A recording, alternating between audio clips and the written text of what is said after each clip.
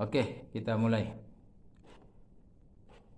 Berbicara tentang aqsamul Quran, ya. Maka lagi-lagi kita berawal dari definisi ta'rif, ya. Ta'riful qasam, yaitu definisi tentang qasam, aqsamul Quran, ya. Aqsamul Quran itu bentuk jamak. Bentuk tunggalnya itu qasam, qaf, sim dan mim. Qasam dibaca fathah. Nah, di sini bi fathis sin. Oke, dibaca fathah sinnya qasam. Ya. Beda kalau sinnya dikasih sukun, kismun. Kismun itu artinya macam-macam atau pembagian, ya, bagian. Kita lihat wal aqsamu jamak qasam. Lafal aqsam itu merupakan bentuk jamak plural dari qasam. Qasam ini dikasih tanda petik bahwa bi fathis sin. Cara bacanya adalah qafnya itu dikasih sinnya itu dikasih harakat fathah, ya. Kenapa di dalam kitab-kitab itu ada biasa dikatakan sinnya di fathah, qafnya di fathah atau sinnya di sukun? Kenapa ada di kitab-kitab begitu? Karena kita ketahui bahwa kitab Arab itu, kitab-kitab ilmiah Arab itu dulu sampai sekarang itu dalam bentuk tanpa harakat. Namanya kitab gondol, kitab kuning, ya. Sehingga kitab kuning tidak ada harakatnya, baik fathah, kasrah, dhamma, sukun, tasydid tidak ada. Oke? Makanya dikatakan kitab gundul dari harakat. Ya. Makanya qasam ini bisa dibaca kismun, qasam, qasam, banyak cara bacanya, tapi di sini dikatakan qasam itu bit fathis sin, huruf sinnya dikasih fathah. Bimakna, dengan makna. Jadi qasam itu maknanya apa? Halaf wal yamin, sumpah, ya, sumpah. Halaf itu sumpah, yamin itu, jadi halaf itu bersumpah dengan lisan, mulut. Yamin itu bersumpah sambil mengangkat tangan. Yamin itu dalam Al-Quran, dalam bahasa Arab artinya kanan, yamin. Tapi beda kalau orang Sunda, miyamin, ya. Oke.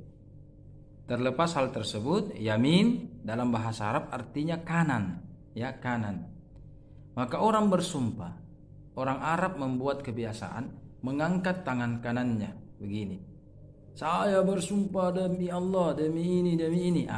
Itu. Jadi halaf hanya mengatakan saya begini, ya kan? Tapi yamin itu lebih tegas, ucapan plus dia mengangkat sambil tangan kanannya. Saya bersumpah, demi Ka'bah, demi Allah, demi apa dan dulu begitu, ya, pada masa jahiliyah. Ya. Sama kalau kita juga bersumpah biasa begini di pengadilan. Dia jajar resmi, ya kan? Atau ada yang angkat Al-Qur'an, angkat mushaf, angkat tangan. Iya, itu diangkat. Berarti qasam itu bermakna baik secara lisan bersumpah, ya, ataupun sambil mengangkat tangannya, ekspresi yang menunjukkan serius dalam mengangkat sumpah. Oke, itu halaf wal yamin. Oke.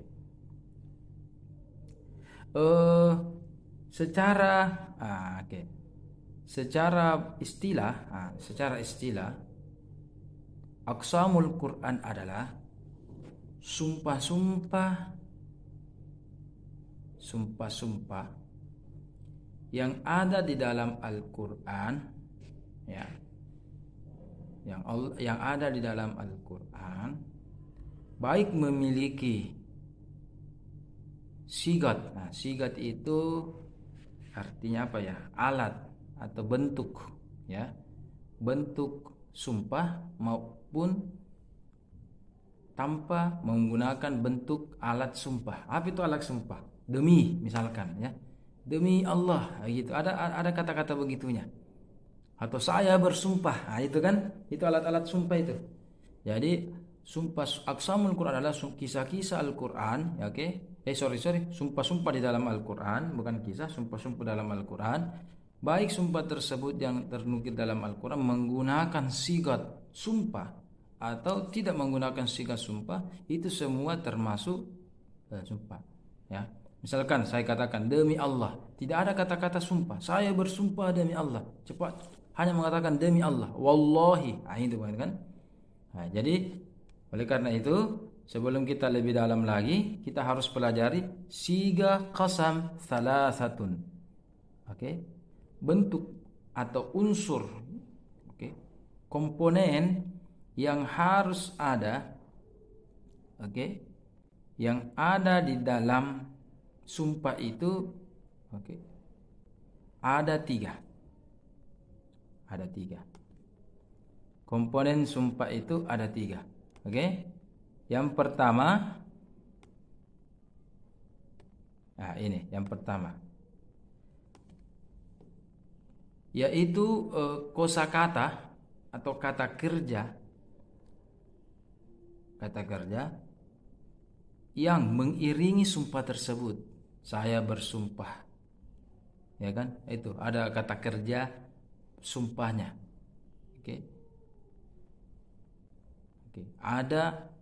Ada huruf-huruf sumpah. Ya, jadi baik dalam bentuk elemen pertama ini, baik dalam bentuk kata kerja sumpah, demi sumpah, atau hanya mengenalkan huruf atau kata sumpah, yaitu demi. Nah, demi atau wah, dalam bahasa Arab itu wah. Satu huruf saja, huruf, ya, wah, wallahi. Beda kalau menggunakan kata kerja sumpah. La uqsimu biyaumil qiyamah, uqsimu qasam, sumpah. Ya kan? Nah, itu uqsimu. Berarti ada kata kerjanya. Atau bukan dalam bentuk kata kerja, tetapi dia dalam bentuk huruf sumpah. Itu billahi, wallahi, tallahi, itu semua huruf-huruf sumpah. Nah, jadi unsur pertama dalam sumpah adalah adanya kata kerja atau huruf yang menunjukkan sumpah. Satu. Yang kedua, muqsam bihi. Al-muqsam bihi,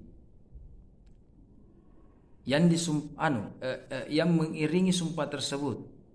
Demi apa dia bersumpah? Wattini, demi buatin. Berarti wa-nya itu adalah elemen yang pertama. At-tin ini adalah sigat atau elemen yang kedua. Al-muqsam bihi. Nah, coba dicatat, al-muqsam bihi. Al-muqsam bihi. Nah, yang ketiga, al-muqsam alaihi. Al-muqsam alaihi. Muqsam alaihi adalah isi dari sumpah tersebut. Contoh ya, surah At-Tin. Bismillahirrahmanirrahim. Wat-tin. Wa elemen yang pertama. At-tin elemen yang kedua. Muqsam bihi. Waz-zaitun, zaitun juga masih elemen yang kedua. Wa tursinin, tursinin juga masih elemen kedua. Oke?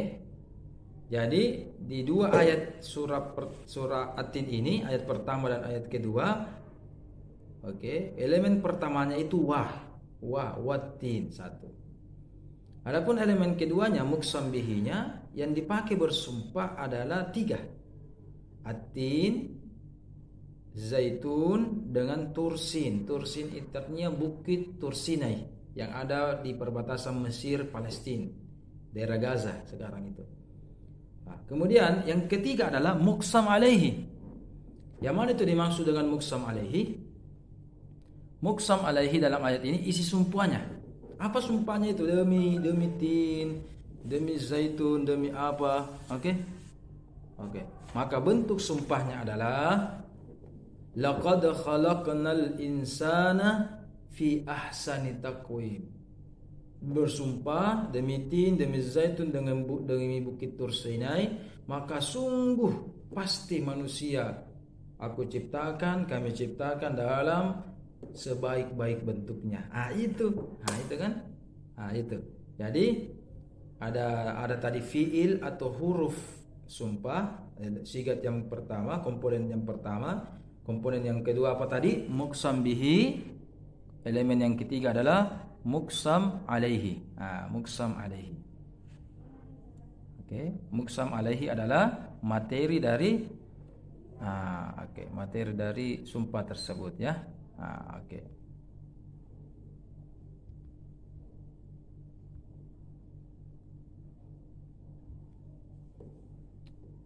Oke. Kita dulu perluas tentang sigat yang pertama ya, sigat pertama. Mempelajari bahasa Arab itu ya. Sumpah dalam bahasa Arab dan bahasa Al-Qur'an itu tidak bisa dilihat secara zahir atau tidak bisa dilihat secara sepintas. Misalkan kita ambil surah Al-Qiyamah juz 29. Anda bisa lihat juz 29 surah Al-Qiyamah. La uqsimu biyaumil qiyamah. Ya. Kalau terjemahannya artinya aku bersumpah demi hari kiamat. Namanya surah Al-Qiyamah ya, tentang hari kiamat ya. Tapi kalau kita lihat kamus kata per kata ya, la itu artinya tidak. Uqsimu artinya sumpah. Aku bersumpah. Oke. Kalau kita hanya tahu bahasa Arab sepintas, terjemahkan ini ayat, saya tidak bersumpah demi hari kiamat. Oke, karena la artinya tidak. Uqsimu artinya aku bersumpah. Tetapi ulama sepakat inilah bentuk keunikan dalam bahasa Al-Qur'an dan bahasa Arab ya. Dan inilah salah satu hikmah mengapa dari jutaan bahasa yang ada di bumi Allah pilih bahasa Arab sebagai pedoman kita, sebagai mewakili bahasa ilahi, karena memiliki karakter yang sangat misterius dan kosakata yang sangat banyak. Di antaranya ini karakter misterius dari bahasa Arab, la uqsimu.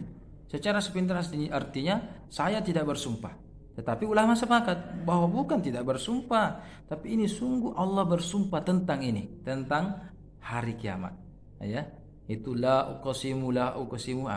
Itu keunikan bahasa Al-Qur'an. Jadi dibilang saya tidak bersumpah gitu kan. Tapi itu secara teksnya, tetapi orang Arab sudah paham. Kalau kita dikatakan la uqsimu itu artinya sungguh saya bersumpah.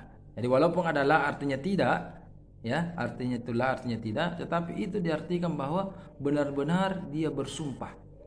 Benar-benar dia bersumpah. Itu yang Anda harus pahami, bahwa inilah keunikan bahasa Arab. Jadi bisa menggunakan fiil atau bisa menggunakan kata huruf. Bisa dengan wah artinya demi, ta juga, tallahi juga artinya demi, apalagi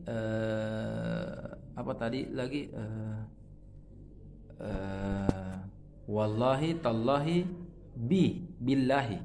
Itu semua artinya demi ya. Demi Allah Subhanahu wa taala. Itu yang harus Anda pahami dulu. Tunggu dulu ya.